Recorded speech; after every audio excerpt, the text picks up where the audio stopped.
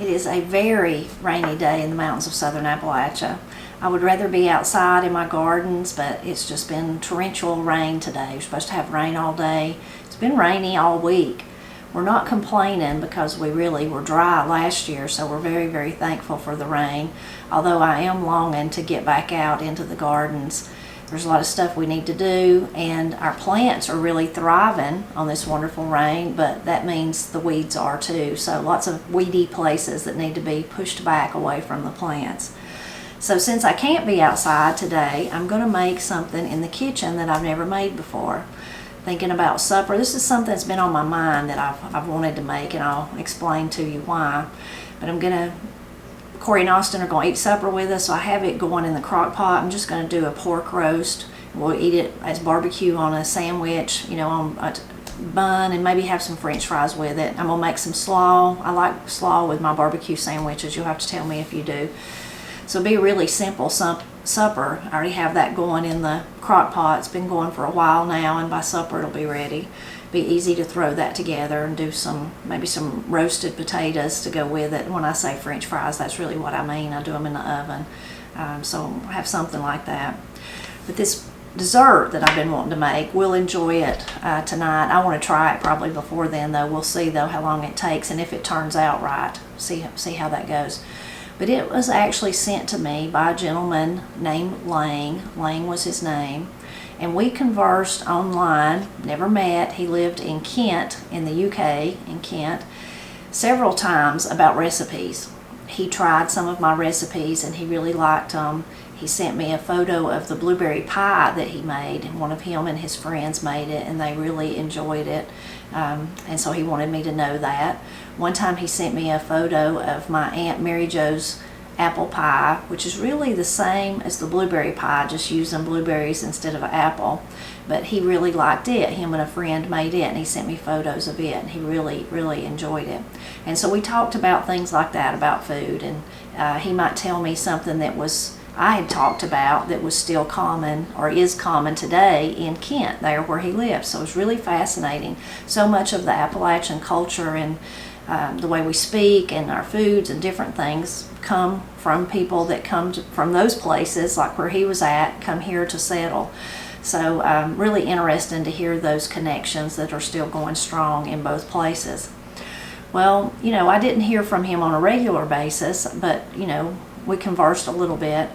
But not too long ago, and I, truthfully, the way of things goes, I hadn't thought about him in a long time, but one of his friends, wrote down the name, Alina, I hope I'm saying that right, emailed me to let me know that he had passed away unexpectedly. I don't know what happened. I don't know any of the details. How we only know what we look like from the little avatars. He looked younger than me. Maybe he wasn't, but he looked like a young gentleman. So anyway, that he had passed away. And she was friends with him, and she was surprised to know, she followed us, Celebrating Appalachia, surprised to find out that he did too. And so then they had that, it was another thing they had in common, so they might talk about the things that we were doing here in Wilson Holler. And anyway, so she wanted to let me know that, and then she told me, she said, he told me that he shared a recipe with you, and maybe someday you could make that. That would really please him. So I thought, well, yeah, she's right. I should try that. I should make it. So today's the day I'm going to make the recipe that Lang sent me. Now, it's a dessert, but it's one I had never, ever heard of, a Gypsy Tart. So I'll be really interested to see if you've heard of it. The recipe was really simple. And when he told me about it, he kind of gave me general guidelines. Like, he had made it so often, he just kind of said, this is how you do it, this is what you need. But he said, but there's lots of recipes online for different ways and different tips and tricks to get it to turn out. And you should do some research before you made it, that's what he said.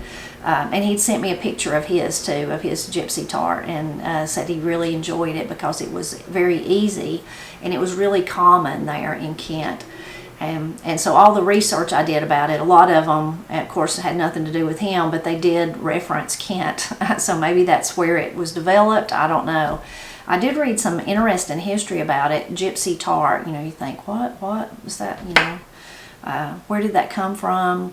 And there's varying different, I guess you would say, legends or information about where it came from. And one of them is that a gypsy lady, her children were not thriving, so she wanted to think of something really good, with a lot of nutrients in it, but on the fat side, if you will, and she wanted to feed that to them to try to help them bulk up and get healthier. And that she started making it, and it was so good, then other people started making it. I don't know if that's true or not. If you've heard of the history of the Gypsy Tart, please share it in the comments so that we'll all be able to read it and know more about this. So when I did start searching, just like Lang said, there's a lot of people that I would read the recipe, and then I always read the comments to see if people had trouble. You know, you can learn a lot of tips and tricks from comments, just like here on my videos. So many of you leave wonderful tips and tricks and information, so there's always, it's just a gold mine of information in the comments of the Celebrating Appalachia channel. You should always read them, they're great. Anyway, and I learn a lot from all of you. So I was reading them. Well, one thing I noticed was some people would, on the recipe, would say, fantastic, perfect, I did it just like you said, it's wonderful. But then there was a lot of people say it never set up. I could never get it to set up. It tasted good, but it was soupy, you know. Anyway, so I searched lots of recipes and seen that was common. And there would be a little bit different. There's some, I think the original recipe called for a different type of sugar, and now I'm not thinking of it. It starts with an M. I bet some of you will know, and you can put it in the comments. I'm not thinking of the name of it. Anyway, but then a lot of them said if you can't find that, you could just use dark brown sugar. And so that's what I'm going to do today. But the recipe that I finally decided, it kind of said there's a lot of people that have fails, but I've found this thing that if you add one extra thing, it'll almost ensure that it sets up for you. So I thought, okay, well, that's what I need. I'm going to do that. And it is basically like Lang's recipe that he sent, the way he said he did his, except it did not use this extra ingredient. So this was from, and I'll put this link in the description below because you could print it out if you wanted to try it like I did. So it is Rock Recipes. And they actually made their own pastry. I have not done that. I've cheated. I have my pie shell that I bought, and I've already baked it. I blind baked it, so it's already sitting right over there ready. So I won't go over that part, but they've got all the information about that if you want to make it. So then for the filling, the way we're going to make it, first I need to tell you what's in the filling, don't I? So for the filling, we're going to use the 2 cups lightly packed. You know, most recipes say really packed the brown sugar, but lightly packed dark brown sugar. So I have that. And they even have the weights. So if you wanted to go by weight. 1.5 cups very cold evaporated milk straight from the can, preferably chilled overnight. I have it still in the refrigerator. And then it says, do not confuse evaporated milk with sweetened condensed milk. So evaporated milk, I have it in there. Then this is the extra addition that they put in to almost ensure that it sets up. So 1/2 cup very cold whipping cream straight from the carton, and no need to whip it before adding. We're just going to add it in. A pinch of salt, and then a teaspoon of vanilla. I said that was the only thing, but most of the other recipes I've seen did not add the vanilla either. Did not add the vanilla. So that's all the recipe, all the ingredients. So then as far as to prepare it, it's really rather strange. And all the recipes, even the one that Lang, how he told me, had this strange part of it. So you preheat your oven to 350 degrees. I haven't done that, I need to. And then you just add all the ingredients to your mixer. This recipe says to a chilled metal or glass bowl. I did not do that. I did not chill my bowl. But this is the strange part. You're going to beat it with an electric mixer until very foamy, about 20 to 25 minutes. So that's a long time, you know, a long time. And that was an interesting thing. A lot of the recipes said, well, I beat it for 30 minutes and it never got foamy. So, you know, it's hard to know when you're just reading comments because you don't know if they used, you know, maybe they used a low-fat evaporated milk, or I don't know, you know, if something went wrong in that. Anyway, but we're gonna do that, 20 to 25 minutes. And then we're going to pour into the baked pastry shell that I have over there, and we're going to bake it for 25 minutes. The filling will still be wobbly at this point. This is normal. Cool the baked tart on a wire rack until it reaches about room temperature. Chill in the fridge for several hours or even overnight to let the filling completely set. Serve with a dollop of whipped cream and fresh berries if you desire, if you like. That's just optional, and I'm probably not going to do that. So let's just see how it turns out, and let's hope for the best. And think of Lang while we make it. I've got my brown sugar in there. Here goes my cream. Should have got me a little spatula to make sure I get it all. And then I'm going to add the evaporated milk, and I was guessing about how much. I should have done the math, but how much 1.5 cups would actually be, and so it was 12 ounces. This was a 12 ounce can. I had a little one too, and I had both of them in the refrigerator. There goes all that. It does seem like a lot of liquid to actually set up, but we shall see. And I'm going to put the vanilla in, and my little pinch of salt. Now we're going to turn the mixer on for the 20 to 25 minutes and see what it looks like at that stage. And if it looks foamy, we'll be ready to put it in the oven. Well, I'm not to the end of the timer. The timer hadn't went off, but it's not very foamy. I wonder if I should try the change attachments. Maybe I'll do that and see if that makes a difference. Okay, I'm going to keep going. Well, maybe it's foamier than I thought. Once I started, it did kind of have some foam on top. Okay, we'll let it finish out the time. Maybe give it extra 5 minutes.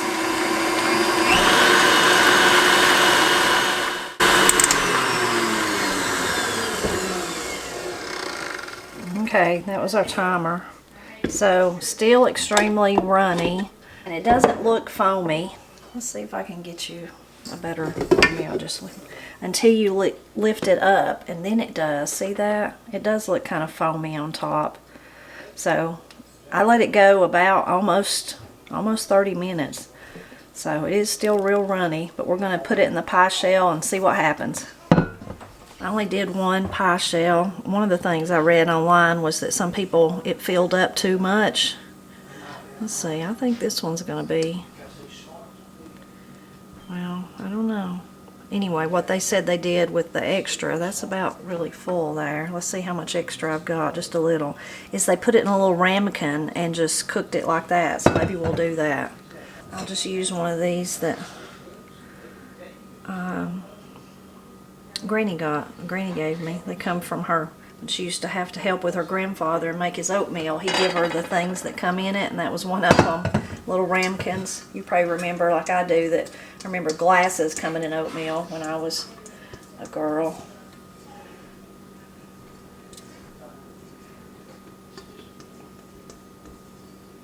Okay. I'm going to put them both in the oven for 25 minutes, and we'll see what they look like when they come out, or what this one looks like. Who knows what the little ramekin will do. It smells really good. It smells a lot like butterscotch. So I just got it out of the oven. I think we've got success. Look how jiggly it is. I got the little ramekin out earlier. I should have probably got it out even earlier, but I think this is going to firm up nicely, because look at it. So I'm very excited about that. I tasted, of course I had to lick the bowl right before I washed it. Tastes amazingly like butterscotch, which is great because we love butterscotch. I'm going to put it in the refrigerator and let it cool down for as long as I can stand to wait, and then we'll cut it and see what it looks like. We were keeping Woodrow. Corey, did you know he's babysitting you today? I need to be babysitting. We were keeping Woodrow for Corey to run to town, and she picked up our mail. And we had an order from Vitacost, and I thought I would share that. I don't think I've ever talked about that. One of you lovely people, lovely lady that's a subscriber, told me about Vitacost. So Vitacost is owned by Kroger, and you can order stuff online. You have to become a little member of it. You have to have an account, but it doesn't cost anything. It's free. And then they have wonderful deals sometimes. You just have to peruse their site and see what you would like, and see if it's something you could use. They've got a lot of all natural, organic, homeopathic, health kind of stuff, and we've just really enjoyed it. In this order I got some beans just because they were on sale. These beans were like $1.95, maybe something like that. Corey, do you remember? Was it $1.95? Yeah, it's pretty something like that, $1 and something. So I got us some cranberry, which is kind of like pintos, and then some navy beans. Matt had been wanting some navy beans. But a really good resource. And like most sites, if you meet the threshold of what they want you to buy, it's free shipping. Corey, do you remember what that threshold is? It's $50. That's what I thought. $50 is $50. So, you have to maybe look and see what their sales are. They have sales a lot, though. They do run good sales. They run really good sales, and they have a lot of sales. And so we order some of the chips that we eat from them. What else do we order, girls? Chicken broth. Chicken broth. Baby food. Baby food. Yeah, the girls have really found some good baby food on there. Beans. I've got baking powder. Baking powder. Just lots of random. I've got shampoo up there. Katie's got shampoo. But they've got all kinds of stuff, from, like I said, the health kind of stuff to food. The rain has stopped. This is just a little break. Matt says it'll be back. That's how the rain we've been having, that's how it is. It'll rain, kind of be stormy, clear up a little bit, and then it comes back again. So I come out on the porch, though, to sit for a few minutes. The rain has really leafed everything out, has the gardens growing by leaps and bounds.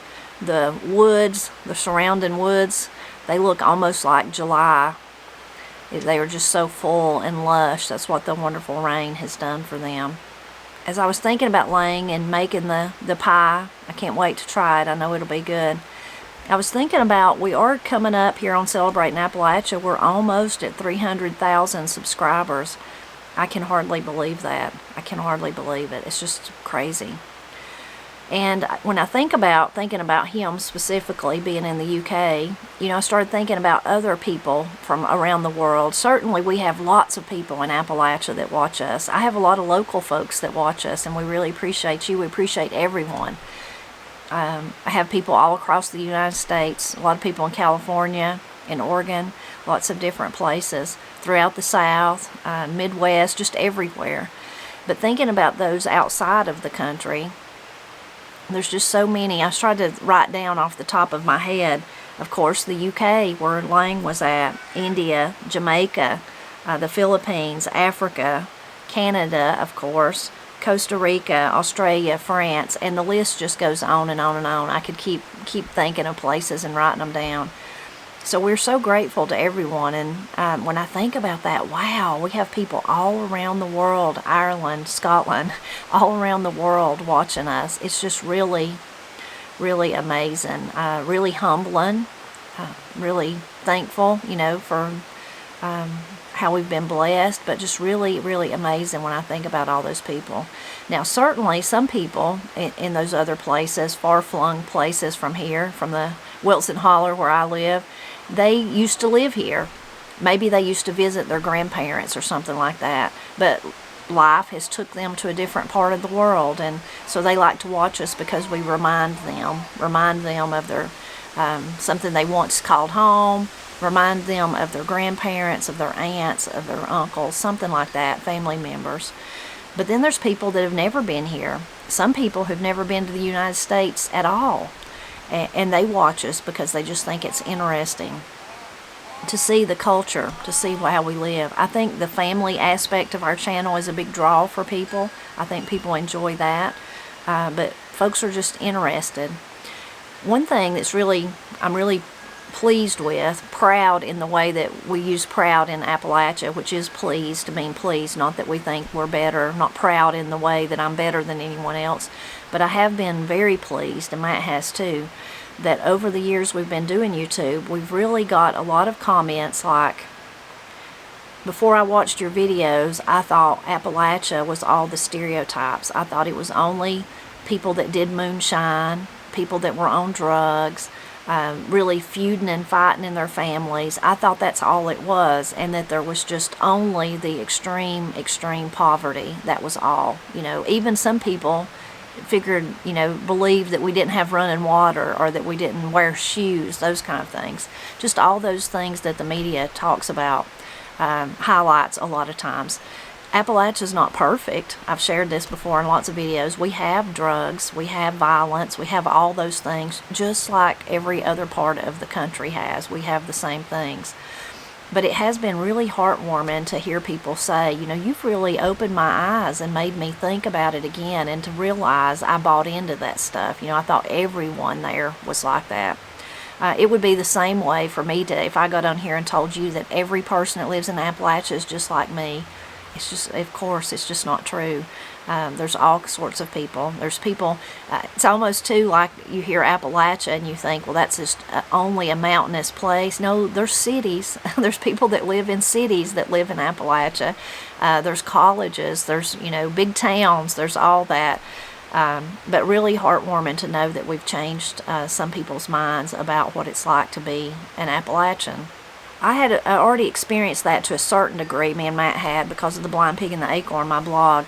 I've been writing that blog since 2008, so it's been a long time in the life of a blogger. Most blogs don't last that long. I still really enjoy it. And the online world is different, you know. It's especially from how it's changed from 2008 till today. And it's one of those things that you can think about. There's the good, and then there's the really bad. You know, there's lots of things like that in life. There's a good part of it, but then there's the really bad part. So a lot of, you think about social media or maybe bullying or bad sites that promote bad things. That's all there. That's true. But then also true is the wonderful community that we've found through the Blind Pig and the Acorn, and through Celebrating Appalachia with you.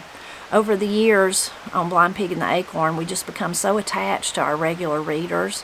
What's happened in those years, because it has been, I mean, going on 20 years, can you believe that? Some of them have passed away. You know, some of them, sadly, I got to know them and never met them in person. Others I met in person and they become dear friends. But there was, you know, many on the Blind Pig and the Acorn that I never met face to face, but I felt like I knew them just because of the communication we had through the blog. Bradley Bennett comes to mind. I never met Bradley. He was close enough that I could have met him, but he was sick and he couldn't see people. I never understood exactly what was wrong with him, but he was so dear and so kind and had so much knowledge about the mountains of Appalachia, and he was a wonderful artist. So he drew, I did a post one time, the girl with the chinky pin eyes, and that was me. When I was a little girl, people would tell me that I had chinky pin eyes. Anyway, I used like a little school photo. I wasn't in school, but in those days, the school would let you bring your siblings. So Granny took me on the day Steve was getting his photo took, and I got my picture took. And I'm very solemn. I'm not smiling or anything. But I used that picture as in my post, you know, as the girl with the chinky pin eyes. And Bradley, wonderful artist that he was, he did a pencil drawing of that picture of me, and it's really big, you know, a really big one. It's hanging by my bed still today. I look at it sometimes before I go to bed. That makes me tear up and think about that, you know, think about him, but think about that little girl that I was too. So many dear friends like that from the Blind Pig and the Acorn. But then I've had the exact same thing happen here on Celebrating Appalachia, and it has just been wonderful. Now there's Lang that we've already talked about today, and I didn't know Lang as good as I knew some of the ones, but there's others. You know, when I very first started uploading videos, there was a gentleman that commented, and he commented every day he watched it. He lived in Florida, but he was from Swain County. And he had a wealth of knowledge, so he would share stuff. He would say how that reminded him of this or that. Then he started saying he wanted to come home, you know, he wanted to come back. And I said, well, I hope you get to visit the mountains.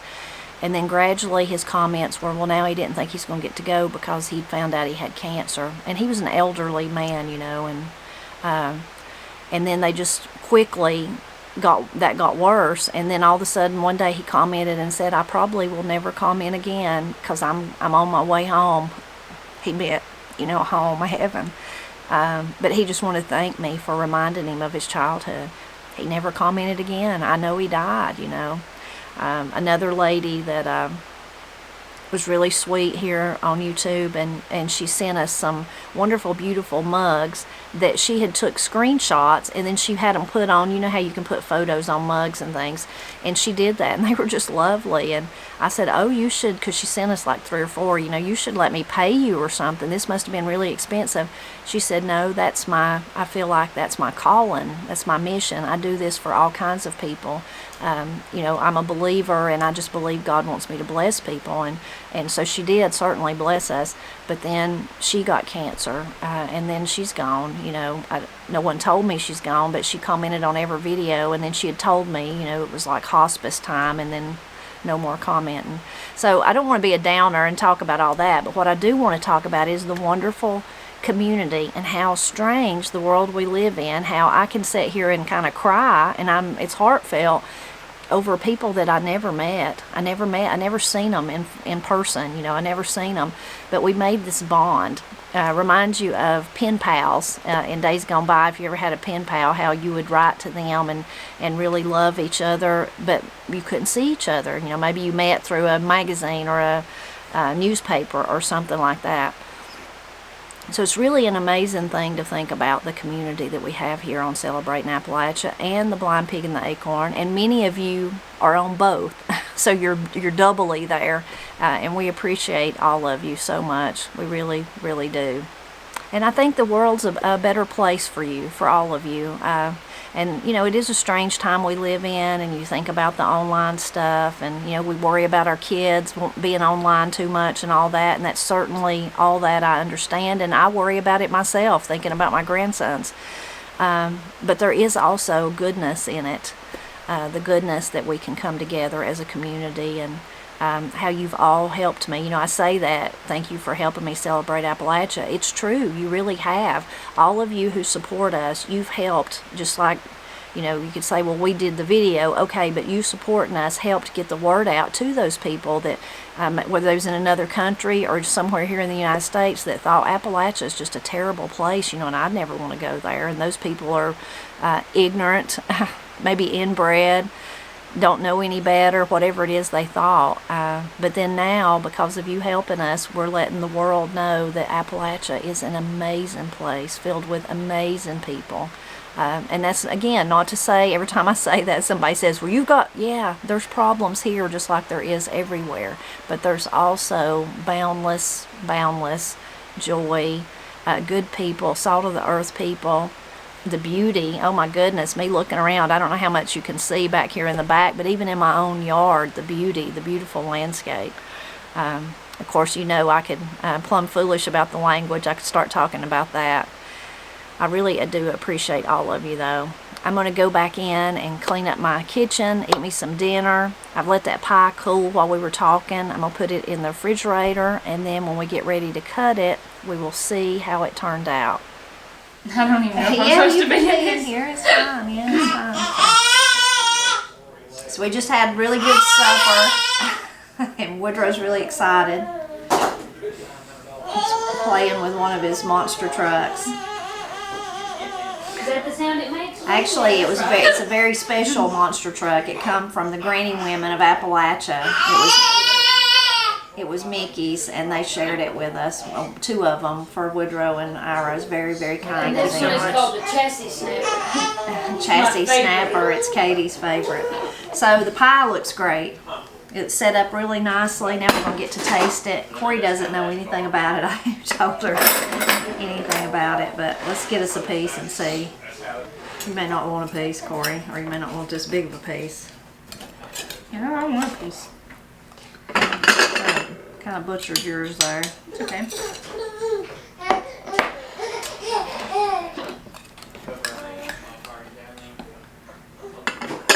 So it turned out really, if you can see, it looks really creamy on the inside. That top part's kind of, what would you say, a little mottled or something. Corey's got the hiccups, poor thing. She had them, I don't know if you've ever done this, but she had them right when you started eating, you got them, but you'd already had them before. If I have the hiccups, I'm going to have them again sometime later in the day. The most I've ever had them is 5 different times in the same day. But anyway, Corey got them right when she's about to eat. Okay, let's see what this tastes Pray like. you don't get them 5 times. I hope not. Mmm. Tastes a whole lot like butterscotch. That's good. It's just like straight It's sweet. sugar. It is straight sugar. It's really creamy though. Mm. It tastes very similar to butterscotch, except even sweeter than the Even butterscotch sweeter. I make. Tastes like if you mix. Sorry, it tastes like if you mix 3 cups of sugar with a stick of butter, which is a good taste. Surprisingly, there's no butter in it. That's interesting. This is sugar, the sugar. There's lots of sugar in it, 2 cups. Evaporated milk, a little bit of vanilla, a little bit of salt, and a little bit of whipped cream. Now, most recipes don't call for the whipped cream part, but I used one that was like that, helps it be foolproof. So, it's interesting. It don't have eggs, and it don't have butter. It's good, but it is so sweet. It is really, really sweet. Poor Corey. Sorry, y'all. So the recipe said you could put whipped cream on it, or you could put fruit on it. Maybe some fruit, but I don't really think it don't need no whipped cream. It don't need to be any sweeter. So it's really needs a big glass of milk to go with it to kind of cut the sweetness. So I hope you enjoyed seeing how to make this. There, like Lang told me, there's all kinds of videos and recipes online. You could search for it. I hope if any of you know the history behind it, you'll share it. Maybe you're like Lang and you're in Kent in the UK, and maybe that you can tell us, sorry Corey, you can tell us if it really is a well-known dessert there. You're going to have to save Woodrow, Corey. I'll let you go since you got the poor hiccups and Woodrow's about to take the camera out. Sorry, y'all. Goodbye. That's okay. That's okay. One of the times that Lane sent me pictures of the Aunt Mary Jo's apple pie, I happened to be down at Granny's staying with her that day when he sent them. So I was answering my emails back while she crocheted. I was sitting on the couch and I showed her the photo, and me and her both decided, isn't that just amazing? Aunt Mary Jo, you know, a woman from Appalachia here, grew up right here where we're at in Wilson Holler. Part of her life was. After that, she moved to Haywood County. It's funny, I went out there to get Matt to come here. She went out there and met her husband and stayed out there. Anyway, that's where we got the recipe for the pie. And then someone in the UK, Lang, liked it enough to try and then sent me pictures back here. It was really, I don't know, it was like a full circle kind of thing is what me and Granny thought. And I told him that. I said, I'm staying with Granny today. I showed her the picture of Aunt Mary Jo's pie, and we both thought that Aunt Mary Jo would really love to know that you made her pie. Of course, she's passed away. There's no way that I could tell her. But today, making the pie with you all and talking about Lang, of course, talking about all the other people we've talked about and the channel and the Blind Pig and the Acorn and everything, it again seems like it's come full circle. And I only wish I'd made it before Lang passed away. You know, that's the only sad part. But it does seem like it's all just like it's supposed to be. And it's really neat to share culture and recipes and all that. We say here across the pond. I don't know, if you're in the UK or somewhere, you'll have to tell me, do you say that about us here in America? But you'll hear people joking about that here, especially in old writings and things like that. When I'm researching Appalachia, I'll see that. I'll see that a lot. Or even across the waters, that someone says they come from across the waters. And so much of their language and history and culture and things come with them. And that's some of the things that I say, and I'm sure that's why Lang enjoyed our videos. I'm really glad that you come along with me today to make this pie and listen to me talk about some of my feelings that I've been feeling, thinking about him, thinking about our channel and how it's impacted people. I really appreciate you. I am always and really truly glad that you stopped by to celebrate Appalachia with me. And on days like today, I'm really just amazed that there are so many of you and that you're all over the world. It is such a true blessing, and I appreciate each and every one of you. You're gonna take it. You can try a bite. It's really good. Hold on. To get your daddy in Austin to try.